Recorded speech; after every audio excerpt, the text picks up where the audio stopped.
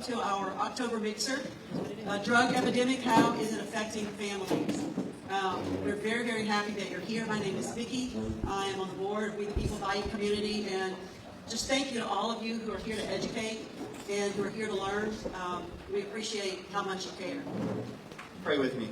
Heavenly Father, we come before you acknowledging that you are our great King and Lord, and that there's nothing good or long-lasting that can be done apart from your Spirit of power through your Son, Jesus Christ. And we come before you acknowledging that and thankful for the men and women in this room who are concerned about the epidemic in our city, and Lord, who are seeking solutions. But Lord, we acknowledge, first and foremost, that solution has to come from you and your power through your word. We love you and we thank you.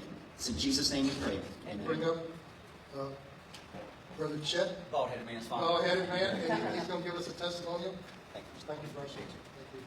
Good evening, guys. I won't take too much of your time. I have a story to tell, and one that took me a long time to understand it fully. I was raised in Houma, Louisiana, grew up in a very dysfunctional home. All I knew was anger and arguing and the like. I got into alcohol and marijuana at 13, and by the time I was 17, I was snorting half ounce of cocaine in a few days, taking ecstasy pills, dropping acid drops, doing whatever and however I could to get high. What led me there was not only the dysfunctional home I lived in, but it was this void inside of me. I got sober in 2008, but right before that, I blacked out for a whole month. I cannot remember that month. My friends tell me what I did that month, but I don't know what I did that month. Apparently, I was selling drugs on the street. I was taking drugs. I was robbing people. I was stealing from my parents, which I'm here because of my parents. I'll get to that in a minute. Got sober in 2008 in Minnesota. Why is that in Minnesota? Beautiful place. The trees, the leaves actually change colors there, y'all. It's great. And so I got sober there, and I realized, wow, life is possible without drugs. But there was still something missing. There was a void inside of me. Fast forward to August of 2010, moved back to Houma, and my dear friend Bobby Lacombe invited me to church. Now, I was raised in church, but we just visited on Easter and Christmas, so I didn't know too much about it. And I heard the gospel message for the first time, and something clicked inside of me. It's very simple. It was God came down from heaven in the form of man. His name is Jesus Christ. And because of his death on the cross, he's taken my sin upon himself, and if I believe in him, I can be free. Now, I know what some of us are thinking. Okay, how did you get sober?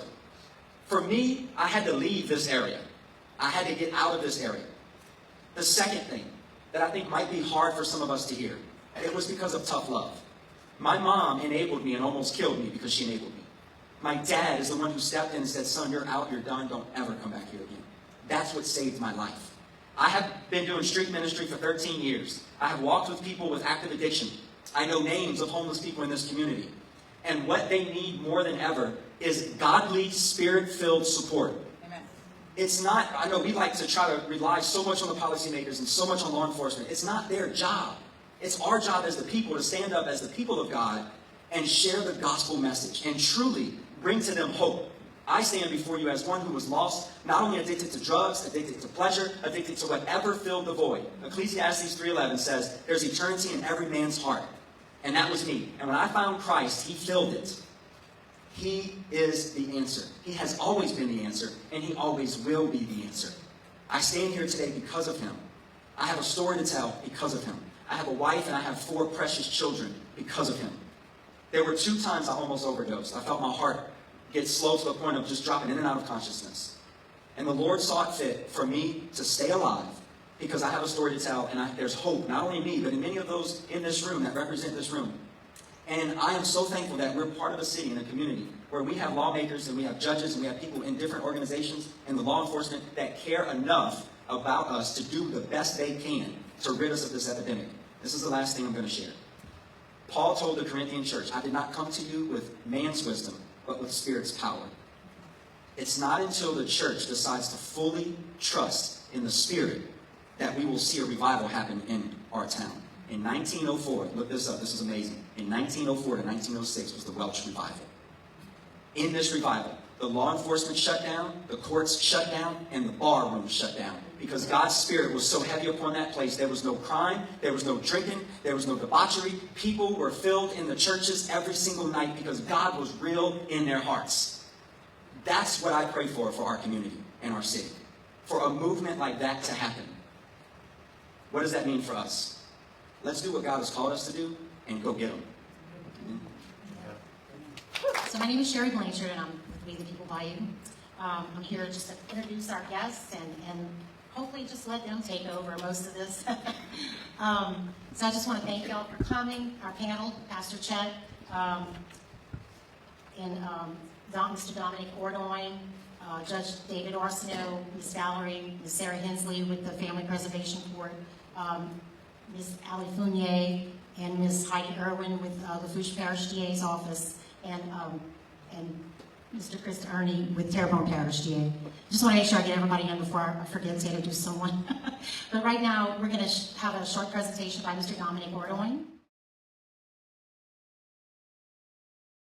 Feeling of whether it's cannabis or heroin, and they know where to get it. They know the stickers and the logos and the brand names that kind of subtly communicate what they're looking for. And then these things start to turn up at law enforcement raids.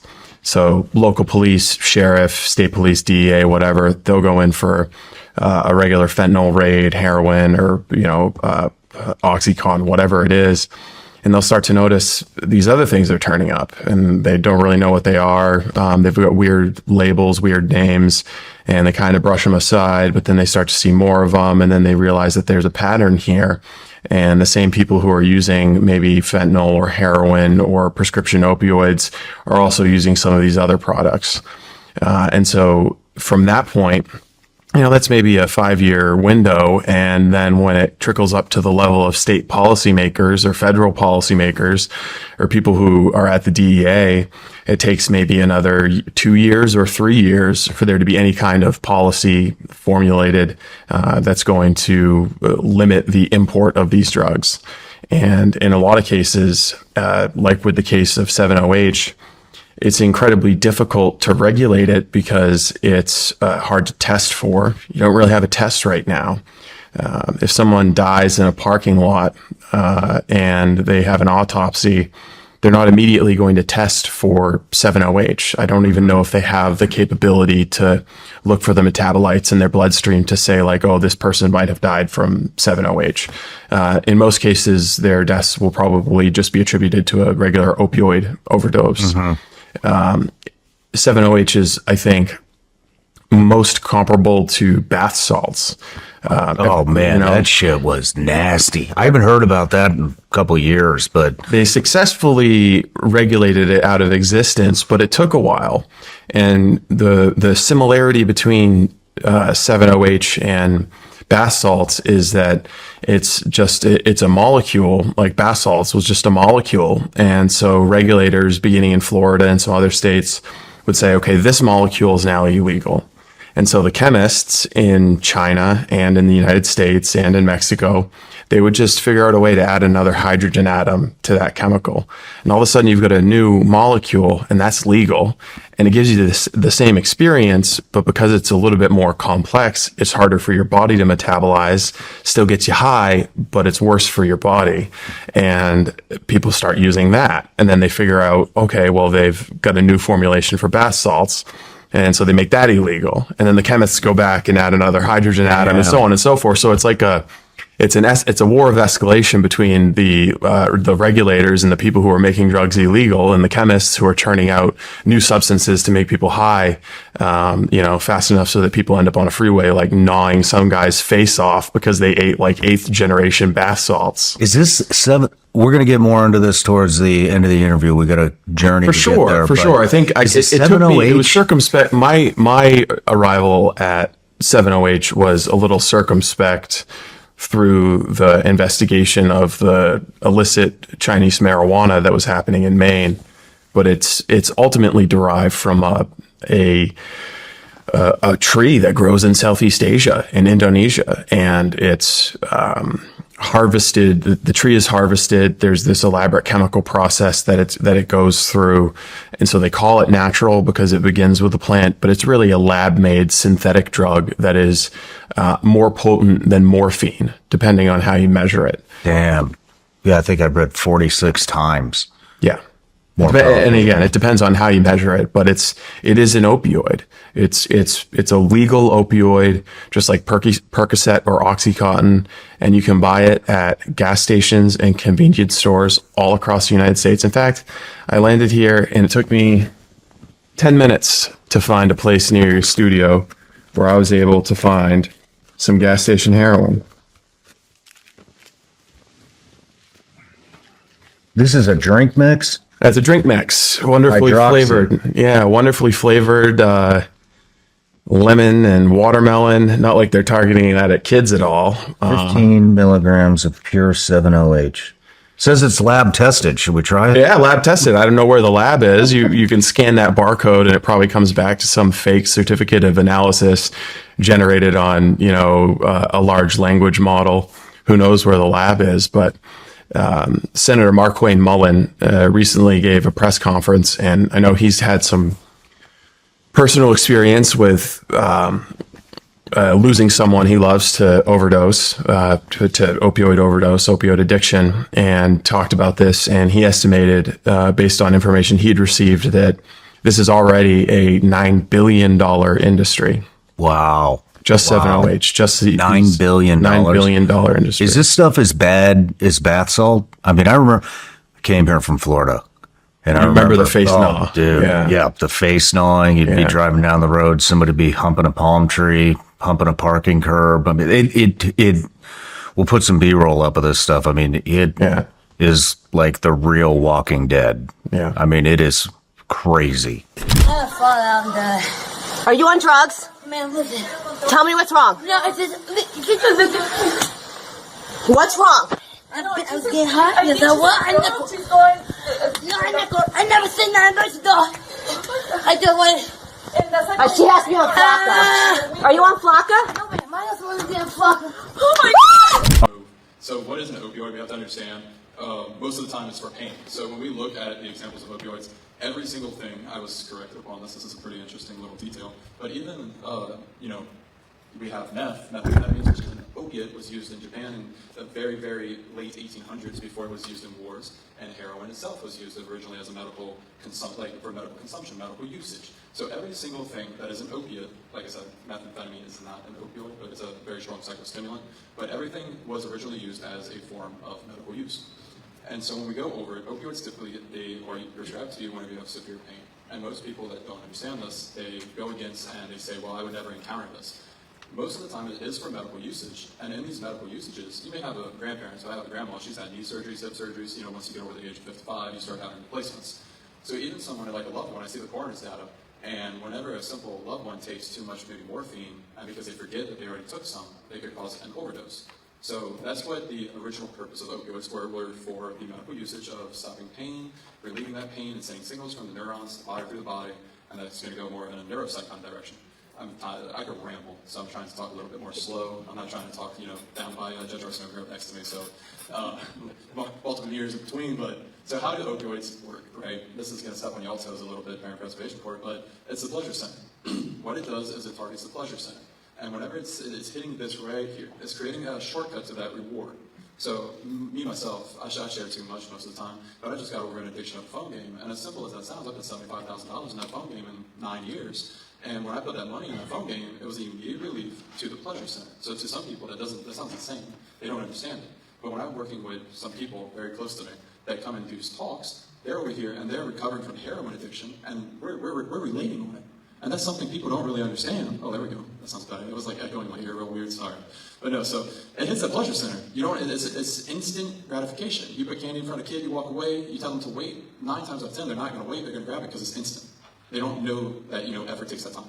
So this is why opioids are so dangerous, as it shortcuts straight into the brain, gets to the pleasure center, releases all the dopamine, sends all these different signals through the body, and it's very addictive to have this overwhelming feeling wash over you. And that addiction is then what we have to fight. So substance use disorder, there's multiple different things. I have caffeine on that table. I hid it behind the little pamphlets because Miss Val over here made fun. She made fun of me. She's like, "Oh, of course you have your caffeine." Everyone has a fix in life, no matter what it is. Some people are foodies, right? Some people really love food. Some people really love food. I love canes. I love eating canes. I have my caffeine back there, but everyone has something. Just like how tobacco right here sends signals to the brain. You also have alcohol, cannabis. Cannabis is in research says that it's not addictive in research. But I know multiple people in my life who, they used to smoke weed, and they could not process without it. And they physically said they could not process. They would have to smoke before they go. So if you're telling me that it's not sending signals to the brain properly, then what is it doing? It could be something called a habitual behavior. And so habitual behavior isn't necessarily an addiction that's sending to the pleasure signal. But if everyone has something that they wake up in the morning and they do the first thing they wake up, or they have to do right before they go to bed, that creates a rhythm. And this creates a rhythm, like say, my wife watches TikTok before bed. That's her bad habit, but she keeps watching it. She's addicted to it because it keeps sending that signal that you have to do it to go to bed. That's habitual behavior. This is what's dangerous about their cannabis, but also what we're going to go into for kids in particular is vaping. And that's why I'm kind of beating it down and wrap it around at the end so we all have a deep understanding of it. Opioid use disorder, it doesn't say right here for it, but I want to point out that anyone who takes prescription opioids can develop it. Physical dependence may develop over time. There's also something, a very harmful term that we need to steer away from, is pill babies. So that's a very hateful term. It's stigmatism at the end of the day, but it's a very hateful term. When I work in the correctional institutes, that's what they refer to themselves as. That creates a stigma on them where they're not going to be able to think they could go beyond it. This is someone who, say their mother was using opioids and were under the influence of the opioids in their system, gave birth, the birth may have had complications. This creates someone who, by epigenetics is a mutation of the genome structure whenever you're going through multiple different stages of birth, like birthing, so 4 generations down. But this should be added on to here. Whenever it goes, those people are born innately with the predisposition to be addicted easier. And so some people in this room, if your parent drank alcohol, even alcohol, not opioids, even alcohol, you would have a gene in your system that could create a higher chance that you get addicted. Gambling, same thing. As you sometimes hear that your parents are very addicted to gambling, you need to stay away from it. It's because through epigenetics, if that addiction existed before you were born, it's the mutation and you can have it whenever you're born. So, yet again, very harmful term that everyone needs to steer away from because stigma is something that they themselves will pull themselves back down. They will not be able to grow past it.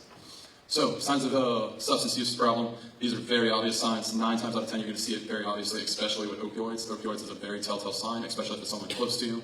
At this point in time, I'd say me and Judge Arsenault are very close friends. So, I'm just going to pick on you this time because you're sitting right next to me. But he's going to be able to see. So, I'm a happy-go-lucky person. When I'm at home, I act like a kid. But when I'm here, I'm going to act, I'm still going to have my personality because that's what we all are as humans, is personality. But I'm still going to be more professional. But if he sees me acting a fool over here at this presentation, there we go, shifting moods. If he sees me maybe getting more mad, more agitated at the smallest things, maybe even more, I don't care, shifting moods. I'm more preoccupied with using something. Maybe he sees that I'm more jittery. Maybe he sees that I'm trying to get out of this room because my high's running out, or maybe because I'm not feeling good. I'm starting to get that itch because I'm in front of people. I don't have that problem talking in front of people. But maybe I did, and maybe I have to escape into the bathroom to use something to feel better about myself with. But all of these things, usually, it's a loved one. Or, as he said, it's a loved one that sees it, that tough love. Or maybe it's someone at work, maybe it's your boss, but then that gets into you have a predisposition where your boss is just coming down on you. You're not going to be thinking, maybe they have my best interest, but they're going to be thinking, maybe my boss is coming down on me. So these are things that, look, down there, work-related issues. So those are things that could create negative consequences from these actions. Falling into debt, opioids are expensive. I'm sorry, most opioids, fentanyl is not. That's the big problem with fentanyl, it's very cheap, but most opioids are very expensive. So how does Narcan work? Narcan's what I have back there, a very taboo topic for some people because we do get feedback that it should not exist, that you should let these individuals not have it because it's a waste of money. But at the end of the day, it's saving a life. Because if it was one of your loved ones, you would want their life to be saved. So this is really cool. I get to go into like a little neuro spell on this one. So in your brain, you have these receptors. And these receptors sit up here. You only have so many. You're limited. You only have so many. And when these opiates go into the brain, these opiates go up to those receptors. And they fill that little hole that you're missing, right? And too many opiates filling these holes sends too many signals to the body, and now like he said, your heart starts to slow down. Well, the heart's starting to slow down because the heart is a muscle, but you're starting to not breathe. So when you're not breathing, you're not getting the airway. Your brain takes 80% of oxygen. Your brain's not getting the oxygen. The brain's not now sending proper signals. Now it's lacking oxygen. We're just steamrolling down this hill now very fast, out of control, to where now your heart, the heart beating, is pumping blood to oxidize it, to bring oxygen to muscle fibers, to other organs, and now we see how this just steamrolls. So what Narcan does, this is like the coolest little neuro thing to me. It used to be an injection, but now it's a nasal spray.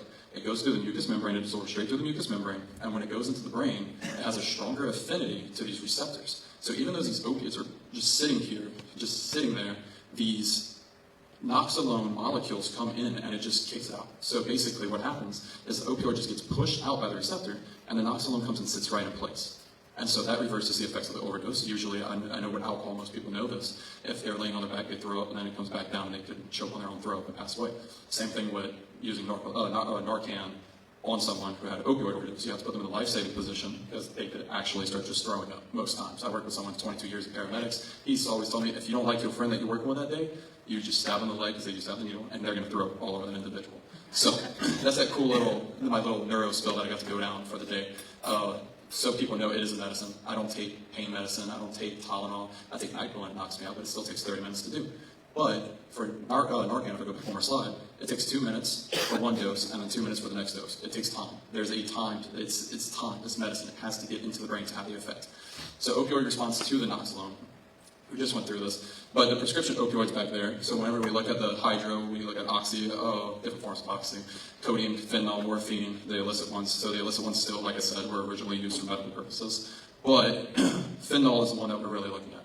And something that's terrifying that, we're going to see later on that I need to add to the list now. In Lafourche Parish, they've had their first case of carfentanil. Carfentanil is 100 times stronger than fentanyl. Everyone always seeks out bigger, better. We're humans. Humans have pride, ego, greed, these sins inside of them. So people always seek out more. And so there's now something, and there has been a case of carfentanil in Lafourche Parish. As we know, Lafourche Parish is right next door. I live in Lafourche. It took me only 20 minutes to get here. So, real close, real simple. What does overdose look like? Lips typically start turning blue. The airways completely blocked. You could probably hear raspy breaths that's getting made, very short, raspy. Your fingers start turning blue. The eyes, so if you check the eyes, it's going to be really, really pinny, like a real ballpoint pen. But whenever we're administering Narcan, we're not going to really worry about how many signs or symptoms are they having, because Narcan's not going to have an adverse effect. So it doesn't matter on the age. If you have Narcan, it's better to use it. You call 911 and you use it to save a life. So let's get into the details here about kids. So I wish I don't see anyone from the JJC here. I work very closely with the JJC, Juvenile Justice System, in Terrebonne Parish. So in that parish in particular, there's meth for 14-year-olds, and that blew my mind because methamphetamines is not an opiate, but it's a very, very strong psychostimulant, the strongest psychostimulant. It actually rewires the brain, refixes things like that. To put in perspective how dangerous this is, one of my best friend's dads, he was an electrician, and he actually used meth, and that actually damaged the brain to where in these instances, if he hears loud noises or music playing, he'll walk outside and start shooting in the air. And so if you would talk to police, they could put a beatbox outside, or, way before my time, but like just any kind of a stereo player, and just put it outside, and it's going to create paranoia in the brain. And you can tell who's typically on meth because of how they act from that. So think about that in a 14-year-old, 15-year-old, their brain's not fully developed, because your brain's not fully developed until you're 26 years old. So they're not even starting their cognitive lobe in the front until they're basically 22. And now let's think about the repercussions. So that's the thought process that we have to actually start looking at. Real quick about that right there. What happened in 2020? I work for the state, so I'm not going to deep dive into that because I don't know what I could say. But yeah, COVID happened. And when COVID happens in kids need social stimulation. And without that, even if no matter how introverted you are, without that social function, I'm very introverted. I love just going and relax to myself, just vibe to myself. But no matter how introverted you are, you need to interact with people. There's certain stages and milestones that youth has. And whenever, even adults, what were the stressors? We didn't know about money, we didn't know about what's going on in the world, everything's being shut down. Look at what's happening for the kids, they probably don't know their schools, everything got shifted, and that raised the usage of opioids. So in Terrebonne Parish, so this is a good time to come to this data. So in Terrebonne Parish, this is good news. So out of all of this is the actual good news, right? In 2018, 2017, we were at a low of 27 overdoses, right? Still sounds like a lot, but it gets worse. So while we kept going through the years, 2023 was up to 67 in Terrebonne Parish, overdose deaths. So it was a steady climb all the way up to 2023. I started in 2023. In 2024, we put a lot of different efforts to be made to go forth in it. And I can tell you in 2024, we finally had a decrease for the first time since 2018, and we only had 36. So at the end of the day, there's still 36 people that passed away. But at the bright side of the situation is that we did have a massive decrease. And as of this moment right now, 1 month ago actually, from the coroner data for Terrebonne, we're only at 26 for 2025. So hopefully we can have another record of a low and keep going in that direction. So the efforts being made by everyone is decreasing the numbers. I included this here because if you'll see that it's not an epidemic or a problem that's happening in the world, the reason this gets reported the way it does is something called polysubstance abuse. Polysubstance abuse means if there's just 2 drugs in the system. And if you work with Parent Preservation Court, you could hear how often do they seek out pure fentanyl, or is it always 2 different things popping, 3 different things popping? So if someone passes away, they're not recording it as an opioid death. So in Terrebonne Parish, on this site, it says that you'll have less than 5. Like working with the coroner's office, got 67 2 years ago, 36 last year. So that's what I wanted to point out. Right here, this is just real simple. This is things that we're seeing in schools. Adderall, Adderall's a very popular one because people could sell it to your star pupils. Xanax over there, I was very sheltered when I started working. They had people in the restaurant that were popping Xanax before their shifts. I didn't know any better. This is the dangerous thing for kids. Right here, vaping. Vaping has so many health risks. When I was, getting ready to show my age, I'm younger, so I'm 20. When I graduated in 2015, this is when vaping really started to take place in high school. And everyone was vaping in high school. And how they said it was I think they said $9 billion industry for the new opioid drug that's legal.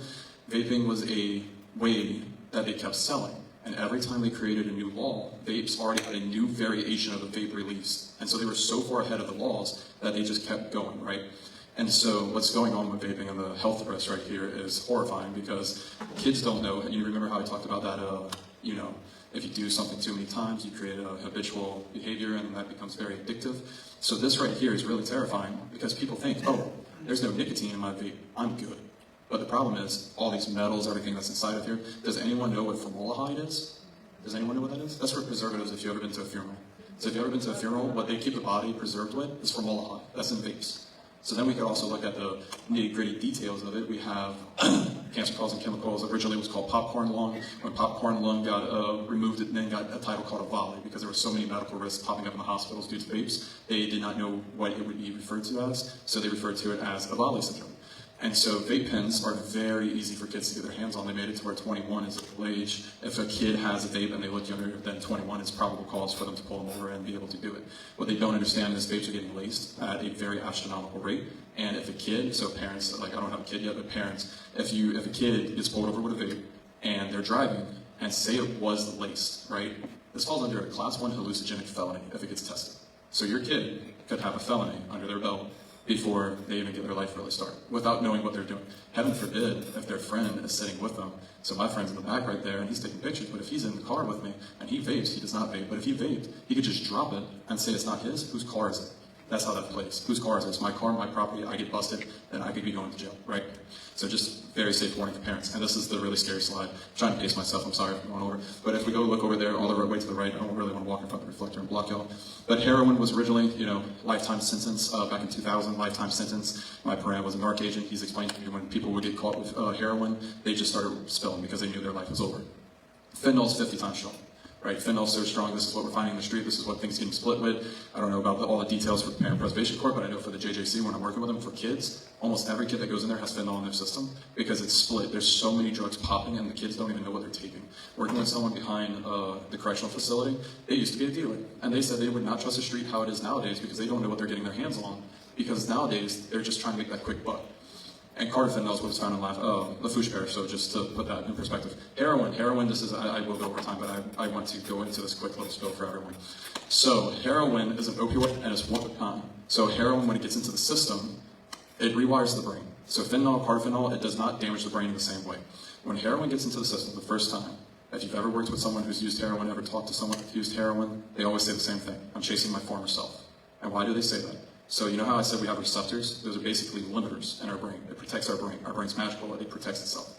And when that heroin gets into the system, it's so overwhelming to the brain gets damaged. So my mom just went through chemo, right? So if she died, I'd be down here. I'd be pretty sad. Today's a pretty sad day for me too, and most people can't tell that. I'm just having a bad day, so I'm down here. But then, tomorrow I may wake up, I may be back to normal. And, maybe on Saturday I'm over here and I win $1 million, I'm happy. No matter what happens in my life, your brain limits it. You're limited. But heroin breaks those limiters. So if I'm here, this is my normal day, and I take heroin, I'm here. No matter if I win $1 billion, whatever dream comes true, right here. I'm off the chart. But when your brain comes down from that high, it resets itself. And it goes down to where my mom may have died at, where that's my new normal. And so they keep chasing their former self. And if you've ever worked with someone that's done it, that is what they say. This is a lifelong disease that they are fighting for their life every day. It's a choice they're actively making. Fentanyl, this is what's killing people the most is because it's just in everything. When I started this position in 2023 in New York City, they had in a daycare, they had 2 kids pass away in a daycare because it was they were dealing out of the daycare, but it doesn't matter. The kids weren't actively using it. No, they touched the powder, touched the face, overdose, right? And that's how much is a lethal overdose. I'm 240 pounds, I am 6'2", and if that gets in my system, I will hit this floor very fast because it's not a matter of your size, weight, how alcohol's kind of size, weight, different things like that. Fentanyl's different, so it could be the smallest person. My wife is 5'2" and like 120 pounds. It may not kill her, but it could kill me. It's all how your brain reacts to it, and that's what's terrifying about it. Of course, a kid, it would react way worse with because their age, their brain's development stage. Fentanyl, we don't have enough details on it at the moment. There's 100 times stronger. These are the pills, different kinds of things. And right here, this is the slide that she really liked. This is dealing with the emojis, and this is what kids are actively using. And this was actually helped and gets edited whenever I go to the juvenile justices. The kids will correct me, oh, we use this one. Because I have a great rapport with them, maybe because I look young, and so they're like, I'm not dressed up like this. I'm usually in a hoodie and jeans when I go talk to them. And so maybe they think I look young, so they tell me, but they'll tell me what to put on here, and we run about the state, we update the state, we tell them these different things, right?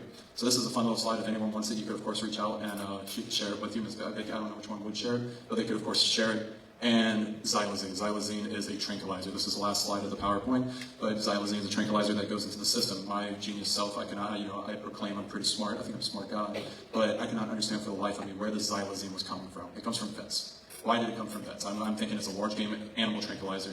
We have cows, we have horses, and I'm like, oh, okay, that makes a lot of sense. Because originally I'm like, gorillas are big, and that's what they use xylazine on, right? No, it's for cows and horses. And then just harm reduction strategies, that's what we're all here for. It goes through public health, the fentanyl test strips, that's on the back table, this test the drugs. That's what it looks like. The one thing I want to mention about it, 1 stripe is positive and 2 stripes is negative. It's the reverse of a pregnancy test. And most people get called that. And those are the resources that you can call. They also have a 988 hotline that you can call for it too. And that's my contact information. Thank you for listening to me today. Sorry I went a little bit over. Thank you. So, I'm Judge Arsenault, and I've been district judge in Terrebonne Parish for 26 years. There are 5 judges, 5 district court judges in the parish, and we all do the same thing. We all handle everything from adoptions to child support cases to divorces to murder trials, criminal, civil, we do it all. And we divide all the work up amongst the 5 of us. But 2 of us, Judge Pickett and myself, we do something extra. And I want to explain to you what Judge Pickett does because I think it'll help you understand what I do. That's over and above our regular duties as a district judge. In Terrebonne Parish, we have 2 specialty courts. That's the term we use. And one is called the Family Preservation Court, and the other is called the Terrebonne Parish Drug Court. And Judge Pickett presides over the Drug Court. I preside over the Family Preservation Court. And so what do we do? That's over and above what all of the other judges do and we do on a regular basis. So here's what we do. These specialty courts are established by Louisiana Supreme Court. And we have, for the Family Preservation Court, we have about 7 or 8 of those in the state of Louisiana, and Terrebonne Parish is fortunate to have one. The Supreme Court literally funds us. They pay us a certain amount of money per month per participant in our Family Preservation Court program. And they do the same thing for the Drug Court. They pay a certain amount of money to the Terrebonne Parish Drug Court to conduct its activities. Now, what's the difference between the 2? Because there's a very big difference. People who are in Judge Pickett's Drug Court are people who have been convicted of a crime and who have been sentenced for that crime, but they're placed on probation, and they go into the drug court for treatment. And the goal is to successfully treat them while they're on probation. And if they successfully complete the treatment in their probation, then they never have to serve any more time if they serve some, or maybe no time in jail. And the drug court is reserved for those people who have substance use problems that are brought into the criminal justice system.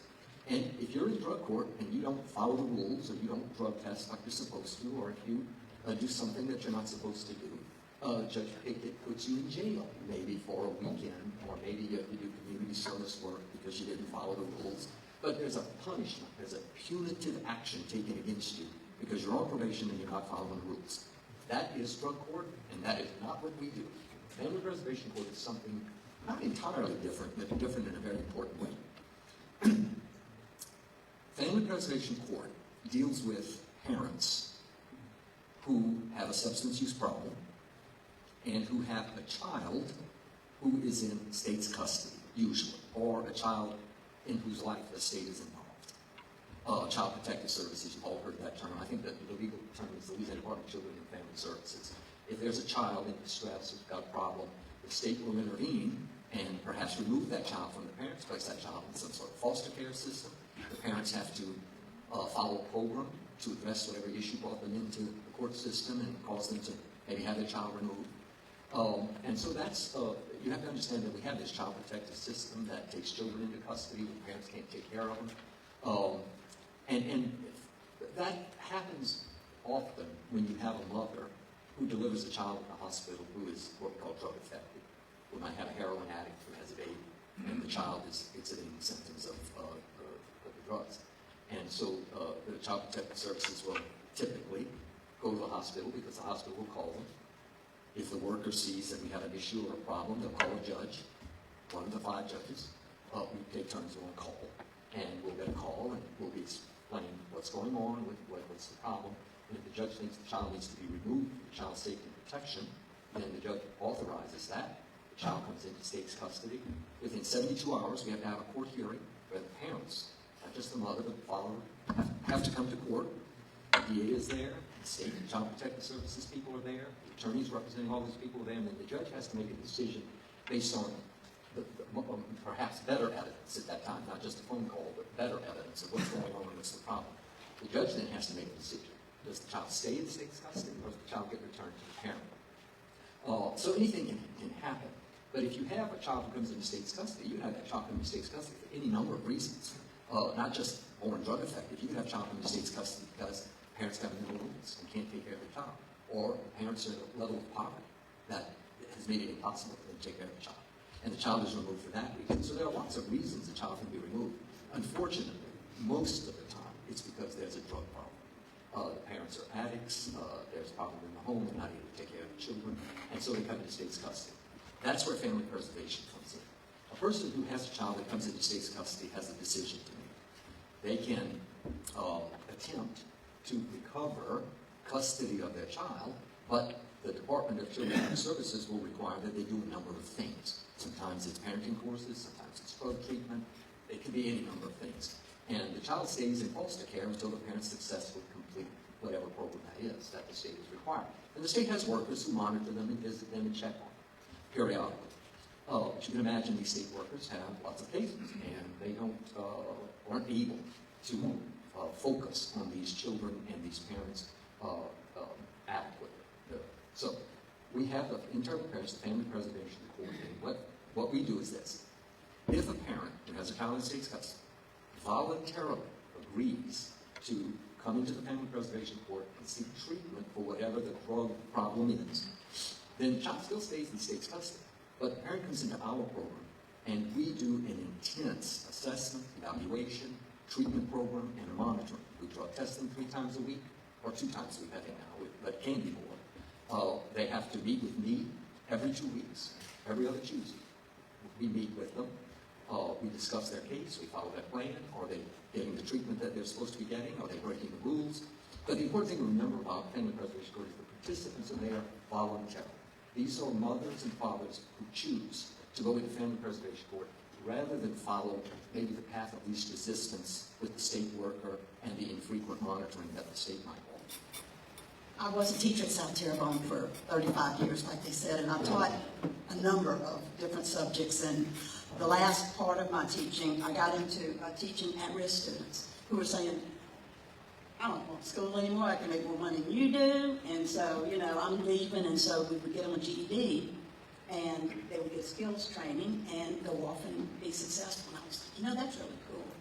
And so it's with that background, I decided to go into counseling. And my first job was Terrebonne Parish Drug Court. So I was Terrebonne Parish Drug Court, and I did not know what Terrebonne Parish Drug Court was about or anything, but I became a counselor, and I worked for probably 14 years learning about addiction, learning about the illness of addiction, because I didn't think it was an illness, I thought it was a choice. And it took me many, many years to understand that we were dealing with a major brain disorder. It's an illness. And we can call it choices, moral decision-making, or whatever, but by the grace of God, I was asked to join the family preservation program and help build that program. Because the one thing that I could not fathom was, if it's really an illness, why do I have to put them in jail? Because they're not getting anything from jail other than time. And they're learning some really cool things that I don't think you need to learn other than in jail. And so I had difficulty making that make sense to me. And so when Judge Arsenault came to me, and Alan Dosky, she was the assistant district attorney, came and said, "Val, we were going to start a family program, kind of like drug court." I'm like, but whenever they said it's going to be voluntary, I was like, this is cool. This is cool. Because the one thing I had learned over my 35 years of teaching and over my 14 years of being a counselor at drug court was that every single person has a different story.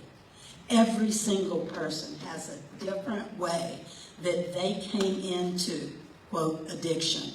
And unless we found out what their story was and began our treatment and began the recovery from where they were at that moment, then recovery was not going to be possible.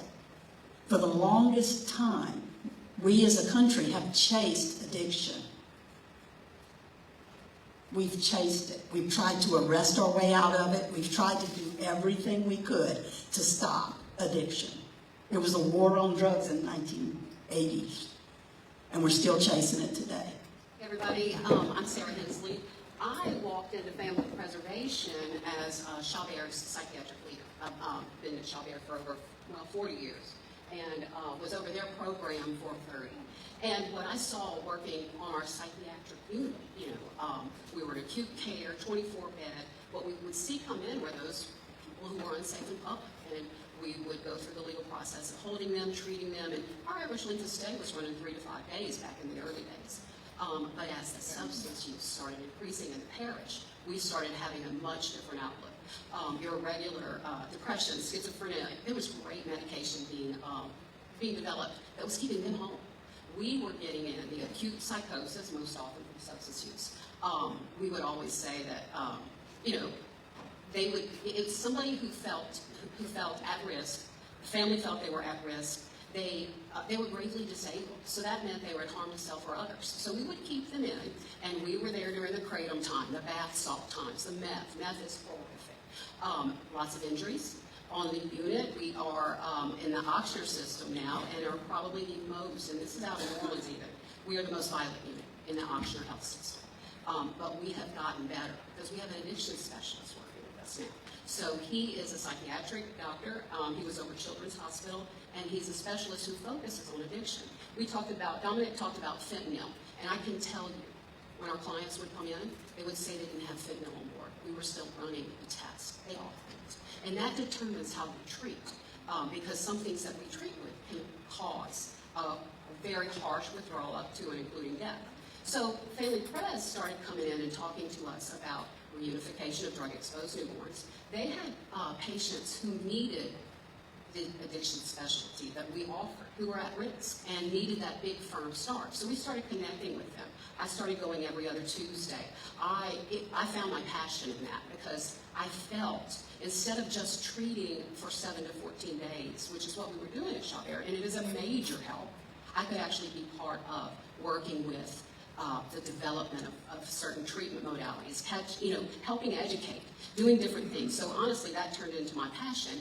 And when Judge Arsenault suggested that all of these resources that Val talked about that we developed in the community, because we know everybody now, we used to work with the pregnant substance use. And Judge Arsenault jokingly said, let's put ourselves out of business. Let's work to where we don't have any child removals who are with the children that are born positive. So I am working with pregnant women who are using substance, and we are working to get them to the point that when they deliver, that baby is not positive and the child is not removed.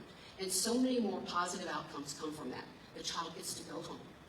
Their bonding begins. We have a healthy baby that when we were working with them, we are staying away from substances. I do a lot of teaching on education on foods and avoidance of negative things, smoking, alcohol, things like that. So we work to educate them for the 9 months that we have them, and I follow them a year after, because there's a high incidence of relapse the year after.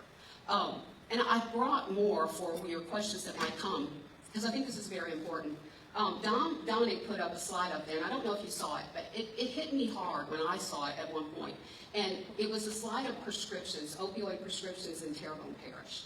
And it was 70 per 100. You remember that one, Dom? The state average is like 50. We are very high opioid prescribers in this parish. And so there's a lot of work we need to do with healthcare. And we need to find out where and how to work with that. And that's what we're all working with. We're trying to figure that point out. And that one threw me off a whole lot when I saw that. But anyway, so the prenatal substance exposure occurs when a pregnant individual uses drugs, illegal substances, cigarettes, alcohol, and we know THC, everybody's got the green card, so we see that in high use too. So one of the most interesting things was 73% of prenatal care initiation, so 73% of women who were pregnant sought prenatal care in Terrebonne Parish. So we're missing 25%. Where are they and what are they doing? We know there's a huge fear of going to the doctors and telling them you use substance, and they fear what may occur after that. They fear being followed. So we're trying to reduce that stigma. We're trying to remain open and positive for them so that we can develop and have a healthy baby, develop trust, and reduce the outcomes that we are seeing in our schools. The hyperactivity, the cognitive problems, the behavioral development, the families who are struggling so much. So that's one of the things we're aiming at. So I have 2 doctors I work with that see a high incidence of substance use. And they are very open, they are non-judgmental, and we work to get them in there earlier rather than later, because very often they go into Terrebonne last minute to deliver, having no prenatal care. So we're trying to get that for healthy babies. And the other thing that we talked about was, if we can reduce the reduction of removing these children at birth, as we see when they test positive, it saves, foster care costs about $27,000 a year in Terrebonne Parish. So it saves the parish $27,000 per one removal. So that's interesting to know. That's very costly. The other incident is neonatal abstinence syndrome. It's a horrific withdrawal of that baby. And that costs up to $10,000 an infant, as opposed to $3,000 for a healthy delivery. And very often, they do have that abstinence syndrome. The other thing we work on educating the public is, and I'll use this as one of my first clients I got. She had just moved in from New Orleans. She was on Suboxone for her pregnancy. She'd been doing very well, but she moved. She couldn't find a doctor in Terrebonne Parish to write the script for her. She was about to go to the street to get it. Because what do we know? If you're withdrawing, the baby's withdrawing, and the baby dies, high incidence of maternal death. She could not get a doctor here to write. Gratefully, I called Terrebonne Behavioral Health the next day. She was in. I met her for the first time in the lobby. She met their addiction specialist. She had the script written. She's delivered and doing amazing. So that was a huge push for the community, the relationships we've all developed from family preservation. So it's extending out, and I'm getting calls from all over the place. We get a lot of, we're Terrebonne Parish, we're funded by the Terrebonne Parish Consolidated Government, which we're so grateful for. But I'm getting calls from other parishes. Can we take people in? And we provide the resources. We do what we can. I won't turn anybody away. But the deliveries in Terrebonne Parish, that's the focus of what we're doing, which is very, very helpful. And I guess the last thing to leave you with is that I think, as Val said, it took a long time for us to understand the depth of the problem, and especially working in psychiatric care, substance use, and I say this all the time, our clients, our people look like bad behavior. It's very hard. It's, you just want to turn your face away, and we can't anymore.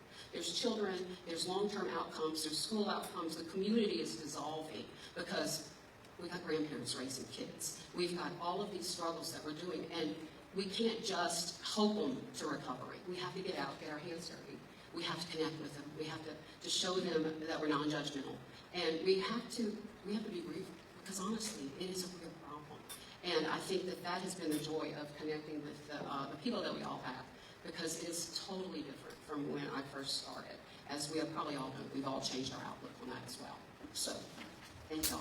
I did have one question myself. You had mentioned it, Sarah, about Suboxone. So, actually, it's Belton's question. But what is the pros and cons of Suboxone, methadone versus, I guess what addicts call it, white knuckling or something like that? So are you... Val and I both. And Val, I'll pass this to you as well. I think honestly, there's a whole lot of thought on whether or not you should, you'll detox the hard way, and then you'll never forget. A lot of people think that. And it's a disease, so you can't help but remember. Your body will remember it. There's a lot of talk on it's just another drug to replace.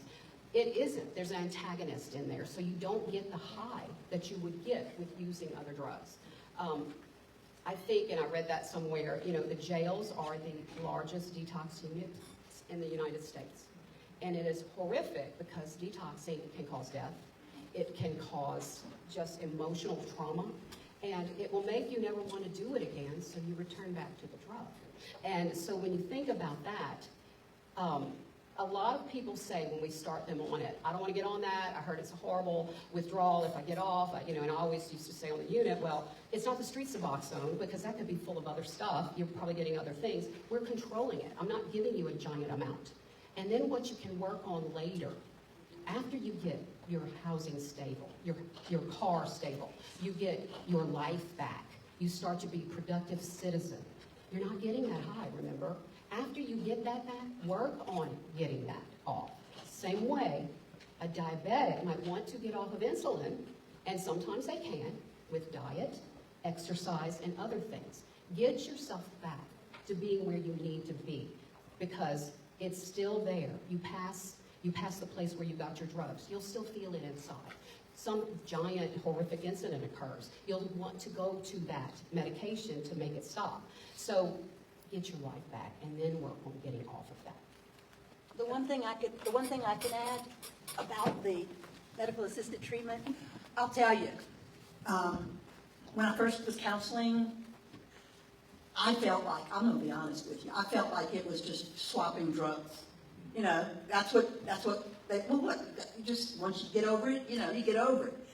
And after many, many years, and keeping my mind open, and being open to new discoveries and new information, I have a totally different outlook on it now. There are some people that can and do white knuckle it, and good for them. But there's also a bunch of different drugs now that have a bunch of horrific side effects and that are affecting the brain in different ways than I've ever done. So I don't think there's just one way fits all. And I think if you go to a really good person who's able to do an assessment, who knows the latest, greatest within the last 8 to 10 years of treatment, 8 to 10 years of treatment, which is not long, I think you'll find that the recovery rates and the addiction rates have much better outcomes now than they were prior to that.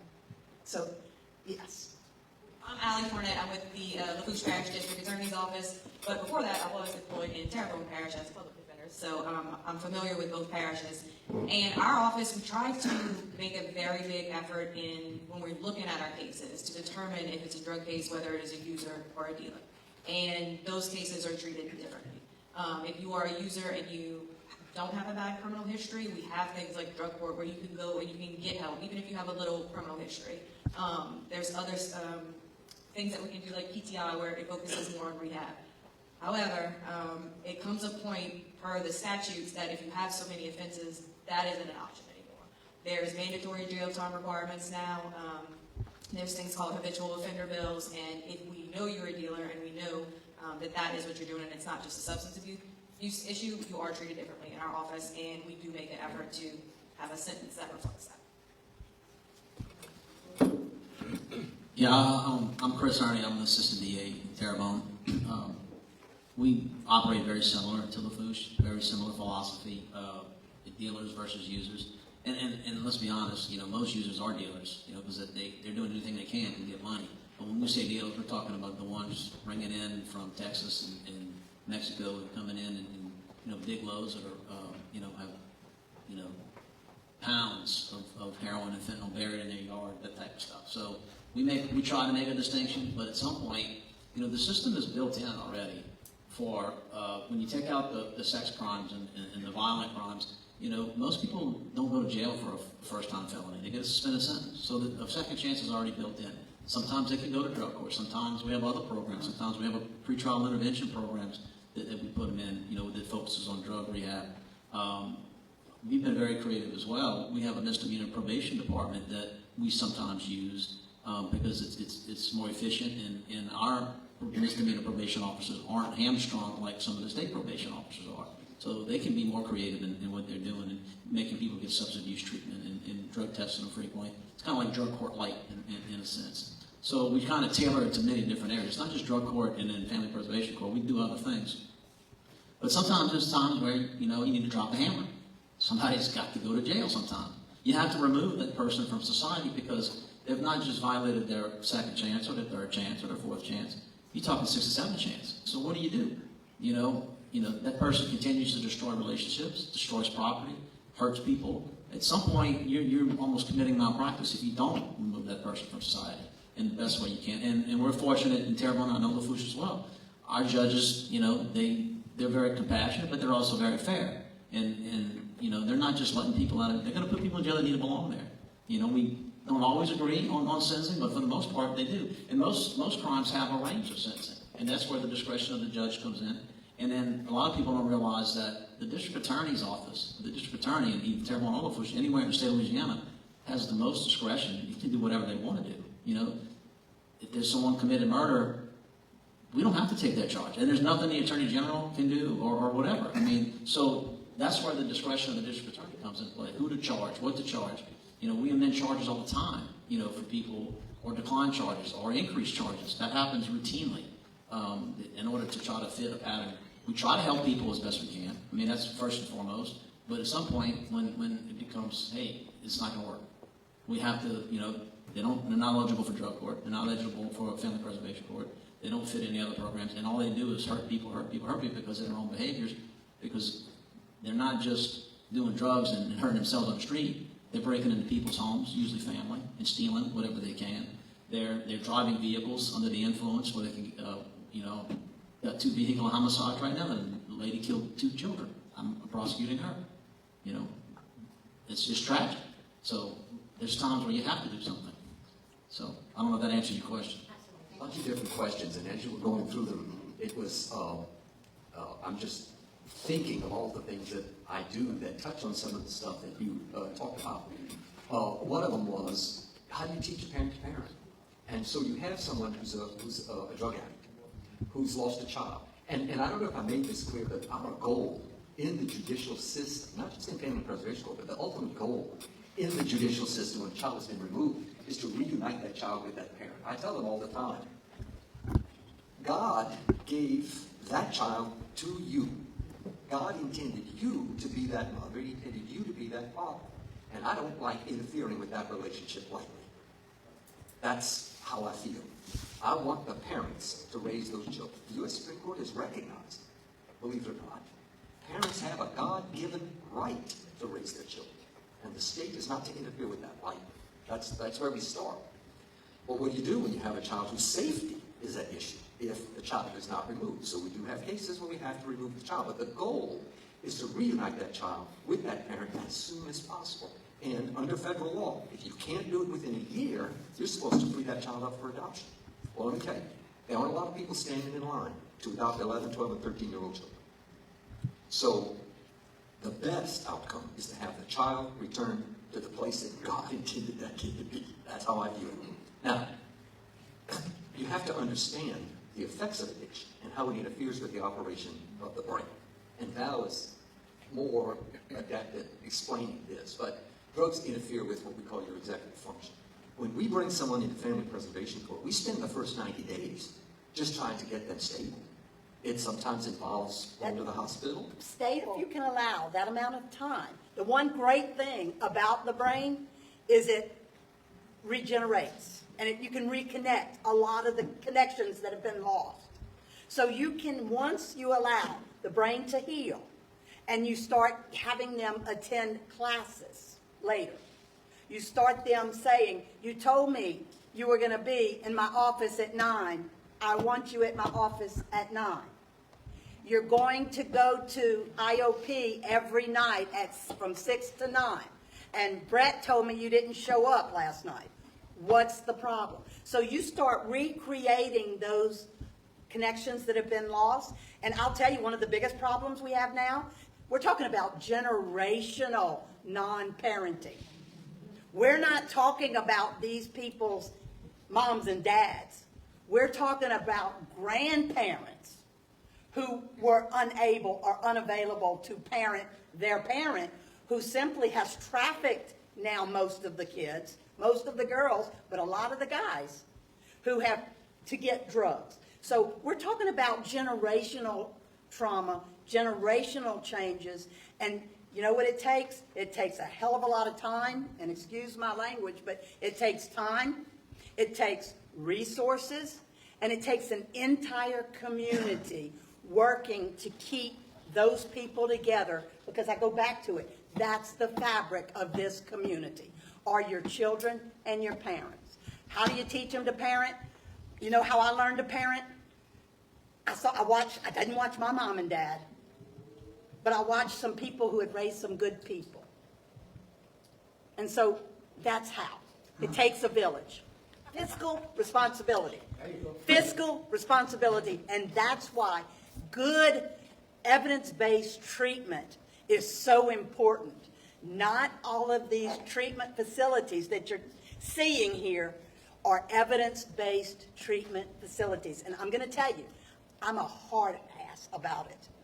If you're not evidence-based, if you're not doing the way you're supposed to be doing it, medical-assisted treatment, the way it's supposed to be done, it's not treatment for me.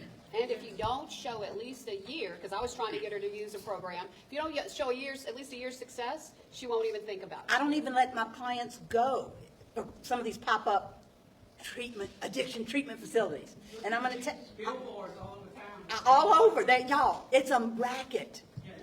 But, and I don't want it to be just this family preservation thing, because it's not just family preservation. I am for evidence-based treatment, and I don't care whose name is on it. But I'll tell you this, Terrebonne Behavioral Health is one of the ones in Terrebonne Parish that is now doing evidence-based treatment. And that's the facts. New Start Recovery does evidence-based treatment. And find that out first, because there's everyone that says they'll take you, they'll let you go for 30 days, they'll let you go for 6 months. Evidence-based treatment. Do we have time for one more? Sorry. Okay. It's not really a question. I actually met We the People last month at Baton Rouge, and I was invited to come today. I didn't know what the topic was going to be. How crazy this was going to be, right? But I'll tell you, I raised a son. That was an amazing son. We had just finished up at the Capitol. The governor signed a bill that we wrote, and it was passing, and we got a call. We knew my son had a drug problem. The first time he overdosed, I walked into his hospital room while he was hooked up to all of these machines, and I just prayed the name of Jesus on him, and he woke up in that moment. So I just knew he was going to be okay. The problem is from that point forward, three guys broke into his house. He held him at gunpoint. The police came. They arrested him for possession. He was supposed to be going to rehab. The word is he was actually clean at this time. Got pulled over, and his girlfriend had drugs in the car, and he took the charge. So now he has 2 charges over him. He's never been in trouble for anything else. And Valerie, I want to thank you, because you said what I said earlier to April. And I also want to tell Mr. Emery, a suspended sentence is still a conviction. And people that are addicted to drugs are not criminals. My son, we could have dealt with his drug addiction as a family. However, he couldn't face these 2 possible jail sentences, and he committed suicide over it. And I don't know if we can have a task force. I don't know what we can do, but we need to start treating drug addiction as a medical problem, not a criminal problem. 2 days in jail for possession. 2 days in jail. I've been in criminal justice for 30 years, 20 years. My husband's 30 years, but 2 days in jail can cause a person their job, their house, their kids, the distrust of their entire family. And I just hope and pray that you guys, I'm from Slidell, I'm from St. Tammany, I drove in. I think it was God that brought me here, but maybe we can do something, and I promise my son that I'm gonna make sure that we do something. We need to do something. So thank you. That's the fair point that you made. So I don't know how old your son was, 22. So I work with Louisiana Department of Health, right? So right now we push different agendas. I can't go into politics like everyone else. I work for the state. So but what I'm saying is we're in schools, we're trying from a young age, because I don't know when the problem may have started. But, so, exactly what I pointed out. So we're in schools. Terrebonne Parish is one that we're actively working to get into. We do supply Narcan, we do supply them. But like in Fouche Parish, St. James, St. John's, St. Mary's, St. Charles, and even Assumption, we do presentations. We go into schools, we work with the kids. We try from a young age. I can't deal with the law side or anything like that, but from an educational basis, like going into detail, I can go into my whole spill. I have different PowerPoints for it. But even still, just like vape pens, for example, we explain the laws about how if I drop it in the car and then someone claims it's not theirs, then the person that's driving can get hit by it. And we go from a law breakdown of how that works, we go into all the drugs, the education, the purposes. So that's something from just the Louisiana Department of Health side that we're doing, is we train all the nurses, staff, bus drivers. We try getting into every parish for it to train the kid, like teach the kids just going forward, because that's a really horrible situation that has happened. Something else that's like that, I can't speak on that, but it's just mental health. My background psychology, neuropsych, and mental health providers is a very lacking thing, just in general. Typically there's a long wait time. But to what you said, we're trying to get with the kids and start from a young age to bring awareness, because from what I understand, maybe one of these guys could speak on it. Louisiana actually lowered the age for people as punishment. Whenever we were doing a presentation of Assumption, that's when I learned that, was they lowered the age from 18 to, was it 14, 16? 17, but I know in one of the facilities we go and had a 17-year-old, and I'm pretty sure it was from drugs that was being held in a correctional facility with grown adults, but it was in a separate wing part. But the doctors are prescribing Adderall to children. Yes. Children are bringing that Adderall to school, giving it to their friends. My son was never prescribed it. I would love to have this conversation Then with once you. he turns 18, you can no longer get it on Medicaid and stuff, so they're going to these other drugs because they can't get the Adderall. It's easier to get the other drug. Like I said, I work for the state. I would love to have this conversation with you one-on-one, because my background so right here I'm the regional overdose prevention specialist. My background's on opioids, but my innate nature is neuropsych, and I'm getting my PhD in ABA, so applied behavioral analysis. So after this, we could have a talk, and I could explain deeper into that for you. But I don't know if one of them two want to talk about that. But thank you. I'm sorry. I just wanted to add into it. Thank you, Dominic. Hi, my name is Christy. Dominic, you kind of answered some of my questions. And I commend all of you for having resources for adult, pregnant women, drug court. But what happens to the youth? We have nothing in Terrebonne Parish. I have grandchildren that go to South Terrebonne, and there is a major drug problem. These kids are going to school every single day purchasing drugs. I have been to the school. I have been to the school board. When are the resources going to be back in the school system to help these children? I've been to the national conference, or the state conference for the 55th annual nurse training. When Miss Erin on in Lafayette, I got invited to do it from the efforts I'm making. Terrebonne Parish is a home parish that I grew up in, and this is the only parish that I'm not in at this active moment. This goes beyond me. Yet again, I work for the state. We need to go through proper channels, go through the school board, etc. I've been now asked by the hospital. We've talked to Mr. Jason already about it once. We've been with the chamber and talking to all of them. But we've sat with Bubba, the superintendent, 3 different occasions, 3 different meetings. One with Mr. Mark, or 2 with Mark, actually, Mark Talbert, who I think is in charge of the children's safety and things like that. So the effort's been there. That was the first initiative that in my brain, I'm thinking okay, I grew up in South Terrebonne, and I know obviously the problem. I knew where the drugs come from. I cannot discuss with that. We knew where it came from, because if you grew up down the bayou, you know everything. Everyone's interconnected. Everyone, y'all mostly are from around here. You know those things. Terrebonne Parish is the only one that we're not in actively at this moment. I would love to be in the parish, and the efforts we make in the other parishes is there's Narcan in every AED box. There's resources for them to find. There's contact information to get to either me or even a social worker, so then we could even advocate for resources to them if they don't feel comfortable going to parents. When we go into the schools in other parishes, we've had situations where the kids will come up because maybe they feel more comfortable to me, and one of my coworkers that's no longer with us, Mrs. Jasmine, they could come up to us and they'll be like, hey, I have this issue, and we will find a way for them to get that help with their parent or approach it better because she's a social worker. So there's multiple ways, but I didn't know if you said something. He signal. Yes, sir. I got a comment on all that if you don't mind. So I have been to Bubba on and on myself. I have been to Mr. Talbert, and we have gotten nowhere. We have gotten no callbacks. We have gotten no meetings back.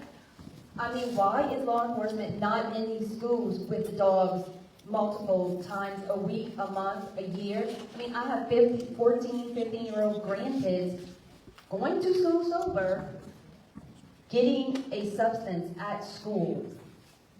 getting calls from the school. We need a parent to pick them up. I leave my job to go pick him up before I get there because they're not releasing him without a parent. And by the time I'm there, he's gone. They let him go because we're at the end of the school and nobody wants to stay and wait.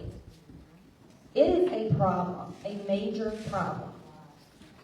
So I'll throw in something real quick. So since becoming parish president, I've been working with Kelly, and it all started kind of by Community Foundation. They did I think it was a mental health summit, it was, or something along those lines, it's been so long ago. And so through there, we've been just having meetings, and we ended up kind of, for probably the past 6 months, I've had to guess, having a behavioral health, mental health, and addiction conversation. And some of the people at this table, some people in the room have been attending with that.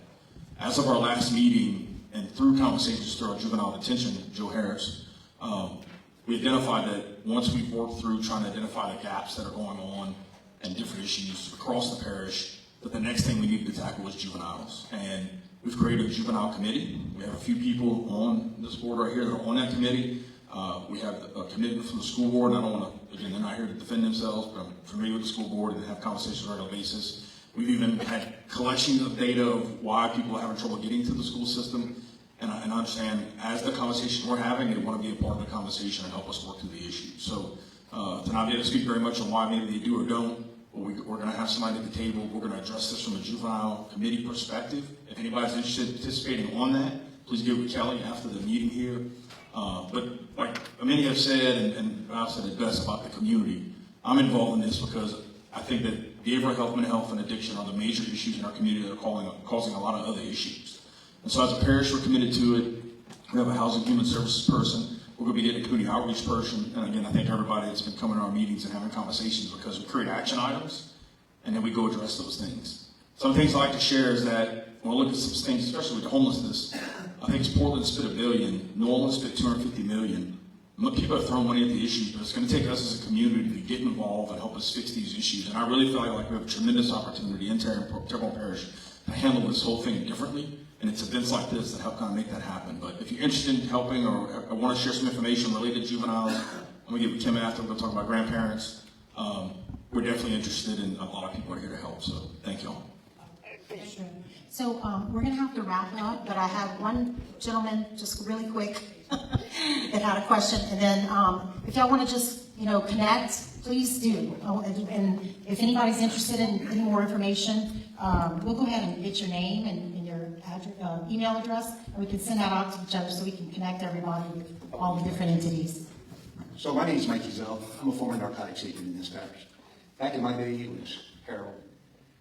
Heroin, as they showed on the slide, just takes a little bit. And we had so many cases back in the late 60s, early 70s. So many cases that people were overdosing on just a small amount. So legislation was brought in that if you got caught with a smidgen of heroin, you got a life sentence. Well, thanks to the great minds of legislators that we've elected over the years, within the last 5 or 10 years, legislation has now taken heroin, no more life sentence. So what did you get? You got heroin back on the streets again. People are using it left and right. So until you make legislation, again, lifetime sentences, you'll get that drug off. Fentanyl needs to be a lifetime sentence. I'm from the old school. We used to run the streets 24/7. I was part of the second group of narcotics agents in this parish. And when we ran that narcotics van, it was like lights came on, cockroaches disappeared. That was the dealers. And as they say, you could take one off the street, the pimp was in the bushes waiting for his money. Took the dealer off the street, he brought in another prostitute to take his place. And it was revolving. I've been involved in numerous cases that stretched all the way to Mexico. Okay? It's never going to end until we finally got a president, Donald J. Trump. And what did he do? He started blowing those ships up, those little boats coming in. And I always used to say, until we go down there and take the war to them, we're never going to end it because we have politicians at higher levels, that's sad to say, that are protecting these people. Well, thank you, Mike. Thanks for your service. Hi, my name is Heidi Irwin. I'm a clinical social worker in LaFouche Parish. Came here tonight. I had a lot of resources that I seem to have left at home, but I have vaping, I have social media addiction, I have really up-and-coming information. So if anybody would be interested in any of that, I have cards that I will leave on the back table. Please reach out. I'll be happy to get that to you. Thank you. So thank you everyone for coming out. Like I said, we're going to have some paper in the back. If you want to leave me your email address, text number, we'll be able to send out to you all the people in the different organizations so you can connect. God bless.